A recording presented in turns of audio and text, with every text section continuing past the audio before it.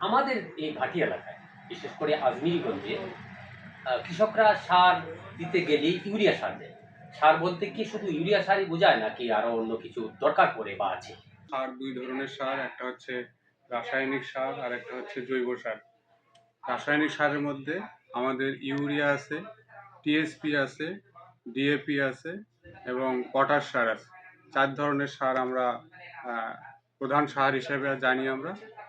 এছাড়াও কিছু অনুখাদ্য আছে, বোরন, জিঙ্ক, সেটা অল্প মাত্রায় লাগে, সেটা আলাদা বিষয়। কিন্তু এই 4টা সার আমরা প্রধান সার হিসেবে জানি। এছাড়া আমাদের জৈব সার আছে।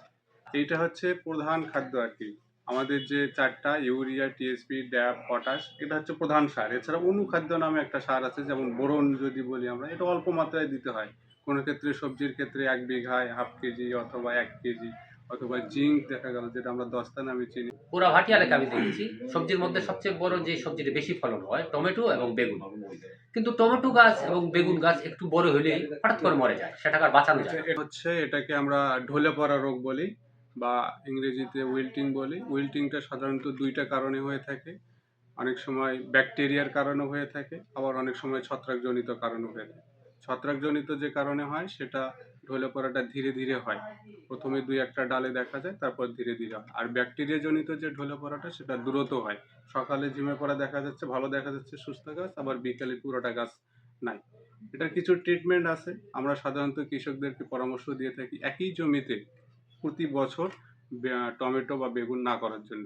অবশ্যই জমিটাকে রোটেশন করতে হবে। আমি যদি এই বছর এই জমিতে বেগুন করি, পরের বছর ওই জমিতে বেগুন বা টমেটো করা যাবে না। এটা হচ্ছে ফার্স্ট ট্রিটমেন্ট। এছাড়াও আমাদের কিছু ট্রিটমেন্ট আছে, যেমন জমির মাটি শোধন করা হয় না। মাটি শোধন করার জন্য অনেক সময় ব্লিচিং পাউডার আমরা দেওয়ার পরামর্শ দিয়ে থাকি, অথবা ডলোচুন দিতে বলি। এটা করতে হয়। এগুলো করার পরে তারপর যখন বেগুনের অথবা টমেটোর চারা লাগাবো, সেই টমেটোর চারাটাও শোধন করে নিতে হয়। বীজ শোধনকারী কিছু ছত্রাকনাশক আছে, সেগুলোতে শোধন করে চারার যে গোড়াটা আছে সেটাকে শোধন করে নিয়ে তারপর জমিতে লাগাতে হয়। কৃষকরা সাধারণত এই প্র্যাকটিসগুলো করে না, যার কারণে এই রোগটা হয়। যদি হয়ে যায় তখন আমরা সাধারণত পরামর্শ দিয়ে থাকি যে এটা দ্রুত তুলে ফেলেন জমি থেকে, ওর কারণ ওটা থেকে পার্শ্ববর্তী যেটা গাছ আছে সেটাতে ছড়াবে। আর এছাড়াও কেমিক্যাল ট্রিটমেন্ট আমরা দিয়ে থাকি।